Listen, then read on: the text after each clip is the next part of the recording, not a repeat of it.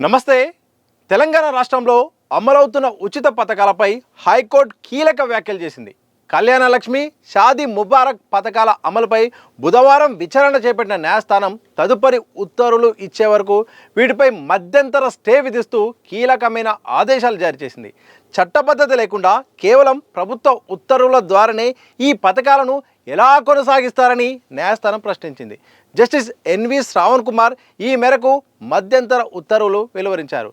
న్యాయవాది విజయ్ గోపాల్ ఈ పథకాల రాజ్యాంగ భద్రతపై సవాలు చేస్తూ హైకోర్టులో పిటిషన్ దాఖలు చేశారు. రాష్ట్ర ప్రభుత్వం చట్టసభల్లో ఎటువంటి తీర్మానం చేయకుండా, సరైన చట్టబద్ధమైన ప్రక్రియను అనుసరించకుండా కేవలం జీవోల ద్వారా కళ్యాణ లక్ష్మి, షాదీ ముబారక్ స్కీమ్ను ఎలా అమలు చేస్తారని కూడా ప్రశ్నించింది. ప్రజాధనాన్ని వెచ్చించే ఇటువంటి భారీ పథకాలకు చట్టపరమైన రక్షణ ఉండాలని, కానీ ప్రస్తుతం విధానం నిబంధనలకు విరుద్ధంగా ఉందని కోర్టు దృష్టికి తీసుకెళ్లారు. గత విచారణలో దీనిపై పూర్తి వివరణతో కౌంటర్ దాఖలు చేయాలని కోర్టు ప్రభుత్వాన్ని ఆదేశించింది. అయితే 4 వారాలైనా ప్రభుత్వం సమాధానం చెప్పకపోవడంతో కోర్టు తీవ్ర అసంతృప్తి వ్యక్తం చేసింది. అయితే కౌంటర్ దాఖలు చేసేందుకు మరికొంత సమయం కావాలని ప్రభుత్వం తరపు న్యాయవాదులు కోరగా న్యాయస్థానం అంగీకరించలేదు. దీంతో తక్షణమే పథకాల అమలుపై స్టే విధిస్తూ ఉత్తర్వులు జారీ చేశారు. తదుపరి విచారణను 4 వారాలకు వాయిదా వేసిన ధర్మాసనం ఆలోపు పూర్తి వివరాలతో కౌంటర్ అఫిడవిట్ దాఖలు చేయాలని ప్రభుత్వాన్ని మరోసారి ఆదేశించింది. విచారణలో భాగంగా ఉచిత పథకాల అమలుపై జస్టిస్ ఎన్వి శ్రావణ్ కుమార్ సర్కారుకు పలు ప్రశ్నలు సంధించారు. మనకు సామాజిక బాధ్యత ఎక్కడుంది? రాష్ట్రానికి వచ్చే ఆదాయం ఎంత? బయటికి పోతున్నదెంత? రాష్ట్ర బడ్జెట్ 3,24,000 కోట్లు. దీనిలో ప్రభుత్వానికి వాస్తవంగా వచ్చేది 2,70,000 కోట్లు. ఇందులో 1,50,000 కోట్లు జీతాలకే, అప్పులకే పోతుంది. ఇంకా మిగిలేది కేవలం 90,000 కోట్లు మాత్రమే. ఇందులో 89,000 కోట్లు సంక్షేమ పథకాలకే పోతుంది. ఇక మిగిలింది 1,000 కోట్లు అని లెక్కలు బయటపెట్టారు. ఇక కూర్చుంటే డబ్బులు, నిలబడితే డబ్బులు, ఏం చేయకపోయినా డబ్బులు, పల్సర్ బైక్ వేసుకొని, ఐఫోన్ పట్టుకొని ఉచిత బియ్యం తీసుకుంటున్నారు. ప్రభుత్వం మీద ఎంత భారం పడుతుందని ఆలోచించారా? ఎవరికైనా బాధ్యత ఉందా? ఎన్ని అవసరమైన, అనవసరమైన ఉచిత పథకాలు ఉన్నాయి. నిజమైన పేదవారికి పథకాలు ఇవ్వాల్సిందే. మరి అనవసరంగా ఎంతమంది తీసుకుంటున్నారో ఆలోచించాలి. కోటీశ్వరులకు రైతు బంధు ఇవ్వట్లేదా? ఇలాగైతే రాష్ట్రం మీద ఎంత భారం పడుతుంది? పిల్లలకు ఏం చేయలేకపోతున్నాం. ఏ ప్రభుత్వం వచ్చినా ఏం చేస్తుంది? ఒకప్పుడు ఈ దేశానికి మనం ఏమి ఇచ్చామనుకునే వాళ్ళం. ఇప్పుడు ఈ దేశం మనకు ఏమిచ్చింది అని అడుగుతున్నారు. ఒక ఊరికి ఏం చేశారని ఒకప్పుడు అడిగేవారు. ఇప్పుడు మనకు, మన ఇంటికి ఏమిచ్చారని ఆలోచిస్తున్నారు. ఒక్క తెల్ల రేషన్ కార్డు కూడా తీసేయగలరా? ఒక్క కార్డు తీసివేసినా రాజకీయపరమైన గొడవలు చేస్తారు. సెక్రటరీగా ఆ పోస్ట్లో ఉన్నందుకు ఆయన మీద 3-4 వేల కేసులున్నాయి. ఇలా ఆయన జీవితకాలం కూడా జైళ్లలోనే, కోర్టులోనే ఉండాల్సిన పరిస్థితి కూడా వస్తుంది. ఆఫీసర్లు ఏం చేస్తారు? సీఎం అయినా ఏం చేయలేరు. పైసలు ఎక్కడున్నాయి? ఫైనాన్స్ సెక్రటరీ ఏం చేస్తాడు? గ్రామాల్లోకి పోతే రైతులు ఏడుస్తున్నారు. కూలీ పనులకు ఎవరూ రావడం లేదు. ఛత్తీస్గఢ్, మధ్యప్రదేశ్, మహారాష్ట్ర, బీహార్ నుండి రాష్ట్రానికి కూలీలు వస్తున్నారు. ఇక్కడి వాళ్ళు ఏం పని చేయడం లేదు. పని కల్చర్ మర్చిపోయారు. ఇలాగైతే ఒకప్పుడు మనుషులు పని చేసే వాళ్ళట అని మ్యూజియంలో పెట్టాల్సి వస్తుంది.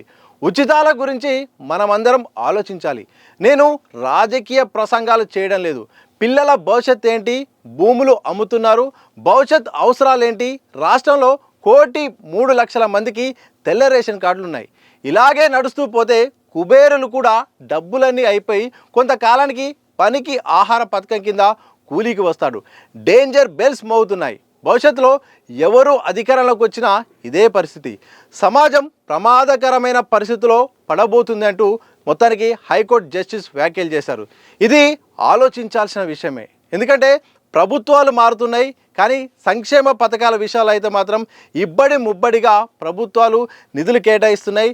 వాస్తవానికి అర్హులైన వారికి ఇవ్వడంలో ఎవరికీ అభ్యంతరం లేదు. ఎవరిచ్చినా పర్లేదు, కానీ ఇలా అర్హతలకు సంబంధం లేకుండా అందరికీ ఇవ్వడంతో డబ్బు ఉన్న వాళ్ళకు, పేదవాళ్ళకు కూడా ప్రభుత్వం యొక్క డబ్బులు కూడా వృధా చేయడంతో అసలైన అర్హులకు ఇదొక పథకం దూరం అవుతుంది. అలాగే ప్రభుత్వంపై కూడా మొత్తం ఖజానాకు భారంగా మారుతుంది.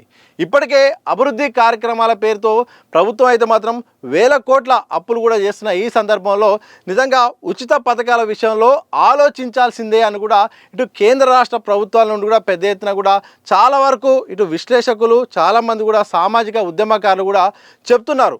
వాస్తవానికి ఎవరికి అవసరము, ఎవరు అర్హులు వారికి ఉచిత పథకాలు ఇవ్వాలి తప్ప ఇలా ఇచ్చుకుంటూ పోతే జనాలు సోమరిపోతుల్లా తయారవుతున్నారు. పని కల్చర్ అనేది దూరం అయిపోతున్నారు.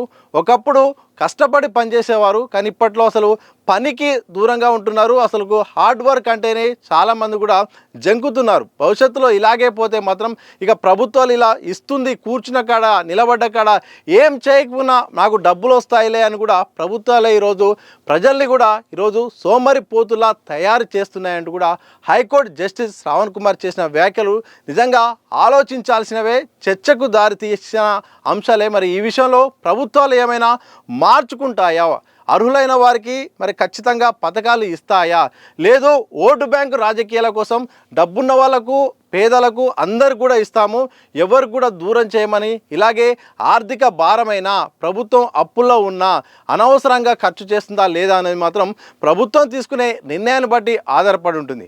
మరి ప్రభుత్వం ఏం తీసుకుంటుందేమో కానీ మొత్తానికి ఇటు షాదీ ముబారక్ కళ్యాణ లక్ష్మి విషయంలో అయితే మాత్రం చట్టం చేయకుండా కేవలం జీవోలతోనే ఇన్ని సంవత్సరాలుగా నడుస్తున్న ఈ పథకాల విషయాలు అయితే మాత్రం మధ్యంతర స్టే విధించింది. ఇందులో భాగంగా ఉచిత పథకాలపైన కూడా పెద్ద ఎత్తున ఇక హైకోర్టు జస్టిస్ అయితే మాత్రం మాట్లాడిన మాటలు అయితే మాత్రం మొత్తం మీడియాలో సోషల్ మీడియాలో మరి చర్చనీయాంశంగా మారుతున్నాయి. ప్రభుత్వం మరి ఉచితాలపై ఏమన్నా నియంత్రణ ఉంటుందా, ఆర్థిక భారం ఒకవైపు ఆర్థిక భారంగా ఉంది, పథకాలు అమలు చేయలేకపోతున్నాము, చాలా గత ప్రభుత్వం అప్పుల్లో చేసింది, మొత్తం అప్పులకు వడ్డీలు కట్టడమే సరిపోతుందని చెప్తున్న ప్రభుత్వం అర్హులైన వారికి మరి సంక్షేమ పథకాలను మరి దగ్గర చేస్తుందా, లేకపోతే అందరి ఓట్లు కావాలని ఎలాగూ ఎలక్షన్స్లో గెలవాలని కూడా డబ్బున్న వాళ్ళకు కూడా ఈ తెల్ల రేషన్ కార్డులు ఇచ్చి అన్ని రకాల సంక్షేమ పథకాలు ఇచ్చి కూడా డబ్బుల్ని వృధా చేస్తుందా లేదా అనేది మాత్రం ప్రభుత్వం తీసుకునే నిర్ణయాన్ని బట్టి ఆధారపడి ఉంటుంది.